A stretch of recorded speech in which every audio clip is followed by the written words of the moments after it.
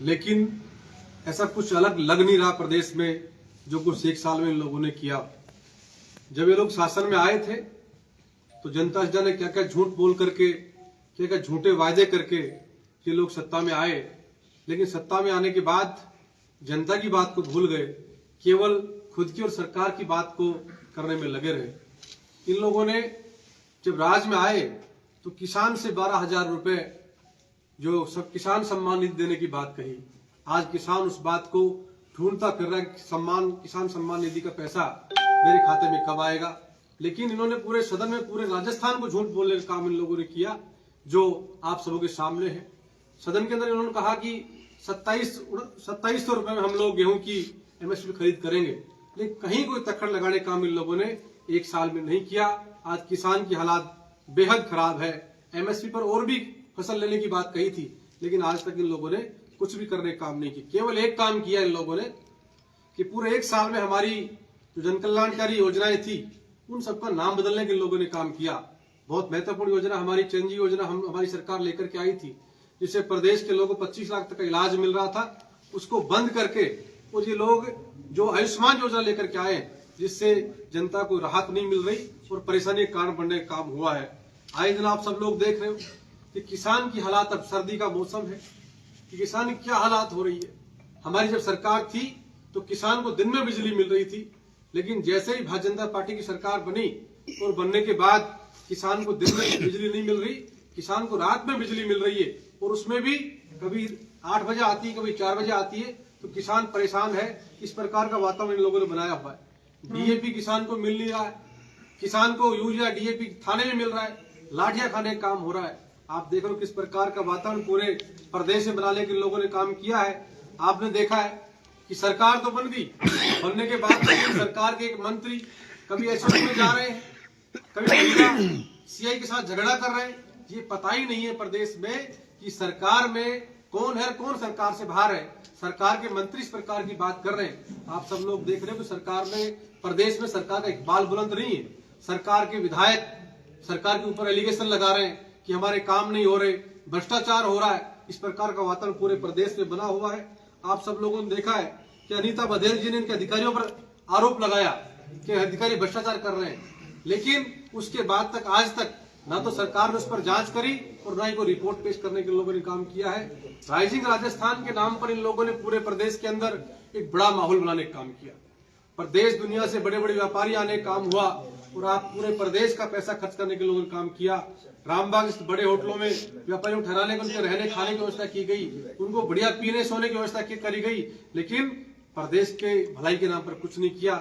इन लोगों ने करीब 35 लाख करोड़ के एमओयू करने की बात कही है, लेकिन मुझे बताते बड़ा दुख इस बात का होता है कि कोई गेट लगाने वाला व्यक्ति है, उसने एमओयू कर लिया, कोई पौधारोपण करने वाला है, उसने एमओयू कर लिया, और मैंने भी मेरे जिले में हो तो मैंने कहा था सरकार से कि भाई ये एमओयू क्या आने वाले वक्त में धरातल पर आएगा।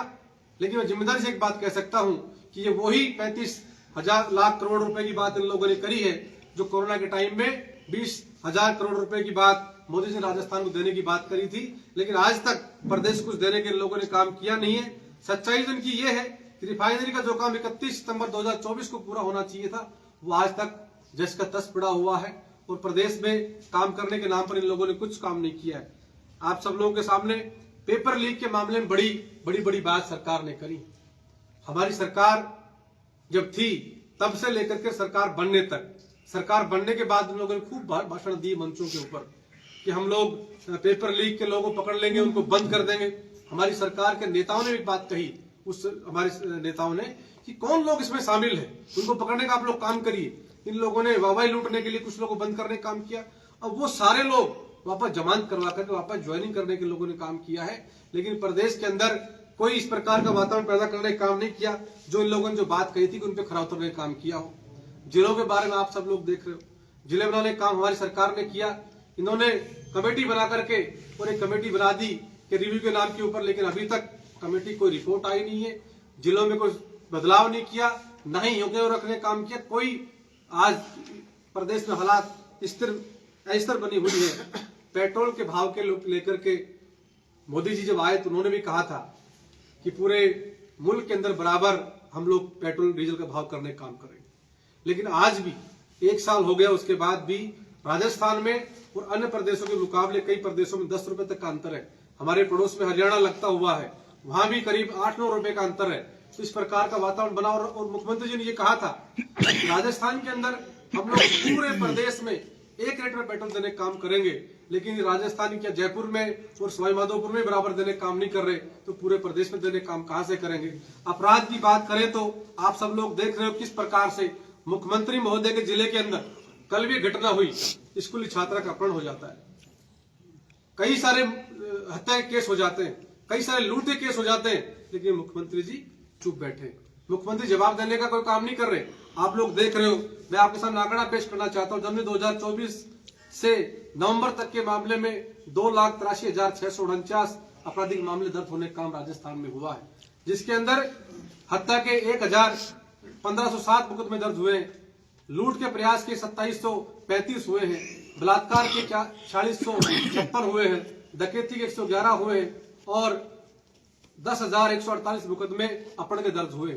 लेकिन इस प्रकार का वातावरण होने के बाद में बहुत सारी पेंडेंट आज इनके अंदर देखने को मिल रही है।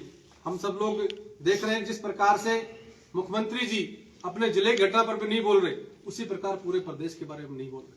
मुख्यमंत्री जी बनने के बाद पर्ची दिल्ली से आई और पर्ची खुली, मुख्यमंत्री बन गए, लेकिन आज तक कोई फैसला करने का काम नहीं किया। हमारे अलवर जिले का एक एएसआई सुरक्षा करते हुए सीएम साहब की काफिले में उनकी जान चली गई। उनकी जान जाने के बाद सीएम साहब उनके घर आते हैं, उनकी जो पत्नी है उन्होंने सीएम साहब से कहा कि आपकी सुरक्षा करते मेरे पति की जान चली गई, आप कुछ तो कह के जाओ उनके बारे में। लेकिन एक शब्द बोल करके नहीं आए कि हम लोग आपके परिवार को क्या राहत देने का काम करेंगे। और एक बड़ी बात आपको बताना चाहता हूं कि सीएम साहब ने आज तक सैकड़ों सभाएं राजस्थान में करी, और जब सभाएं करने जाते हैं, कोई बुलाता है कोई आदमी, तो उम्मीद करते हैं कि हमारे यहाँ आएंगे, कोई कॉलेज घोषणा करेंगे, स्कूल की घोषणा करेंगे, कोई अस्पताल की घोषणा करेंगे। लेकिन आज तक सीएम साहब ने किसी मंच पर एक भी छोटे से काम की घोषणा करने का काम नहीं किया। दिल्ली से पर्ची आएगी तो ये लोग घोषणा करने का काम करेंगे, अदरवाइज ये कोई घोषणा करने का काम नहीं करेंगे।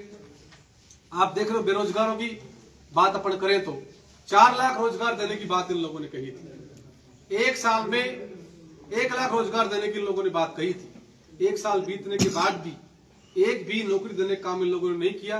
कोई कैलेंडर जारी जरूर किया है, जिस कैलेंडर के अंदर इन लोगों ने 52,000 नौकरी चतुर्थ श्रेणी की, 20,000 नौकरी संविदा पर लगाने की बात कही है, और इसके अलावा कुछ भी उन्होंने बात करने का काम नहीं किया। ये प्रदेश के साथ और नौजवान के साथ एक बड़ा छलावा और जुमला है कि जिनको बड़ी बड़ी और बातें करके आप लोग सत्ता में तो आ गए, लेकिन उनको इम्प्लीमेंट करने में आप नाकाम रहे हो। आज तक आपने उनके ऊपर कोई काम करने का काम नहीं किया है। आप सब लोग पेपर लीक के मामले में भी बड़ी बड़ी बात ये लोग कर रहे थे, लेकिन आप कह रहे हैं कि हमारे आने के बाद पेपर लीक नहीं हुआ। अरे भाई, पेपर लीक तभी तो होगा, कोई घटना तभी तो होगी जब आप कोई काम करोगे। आपने एक पेपर करवाया नहीं तो पेपर लीक करने की बात कैसे कर रहे हो। साथियों, जिस प्रकार का वातावरण बना है इस प्रदेश में, पूरे मुल्क के अंदर, इन्होंने 4 वांग जो शास्त्र है, दर्शन है, उनको पढ़ा हुआ है कि कर्जा लो और घी पियो। कर्जा ले रहे हैं, घी पी रहे हैं। आज प्रदेश के अंदर सरकार बनने के 3 महीने बाद ही 20,000 करोड़ रुपए का कर्जा लोगों ने करने का काम किया। आज 6 लाख करोड़ ज्यादा का कर्जा इस प्रदेश के ऊपर हो गया है। प्रति व्यक्ति कितना कर्जा होने का काम हुआ है, लेकिन प्रदेश को राहत देने कोई काम नहीं किया। आप देख रहे हो किस प्रकार से प्रदेश के साथ साथ देश में भी किस प्रकार से इन्होंने हमारे संविधान निर्माता बाबा साहब भीमराव अम्बेडकर के बारे में टिप्पणी करने का काम किया है। और प्रदेश के अंदर भी सरकार कोई संवेदनशीलता दिखाने का काम नहीं किया। इनके नेता आज भी कोई सही बात नहीं बोलने का काम कर रहे। बाबा साहब के बारे में किस प्रकार से देश के गृह मंत्री ने जो शब्द कहे हैं कि आजकल लोगों ने बड़ा फैशन बना लिया है, अम्बेडकर अम्बेडकर अम्बेडकर अम्बेडकर। उस व्यक्ति का जिसने इस देश को, इस मुल्क को संविधान देने का काम किया, उस व्यक्ति ने आज, अगर मैं भी यहाँ खड़ा हूं तो बाबा साहब की देन है। और पूरे मुल्क के अंदर बाबा साहब की देन है कि पिछड़ा, गरीब, शोषित, वंचित, दलित सब लोग आज मुख्य धारा में जुड़े हुए हैं। ये केवल बाबा साहब के संविधान की देन है। आज मैं आपके माध्यम से भी कहना चाहता हूं कि देश के गृह मंत्री भी उनको अपने पद से इस्तीफा देना चाहिए और पूरी भारतीय जनता पार्टी को माफी मांगनी चाहिए।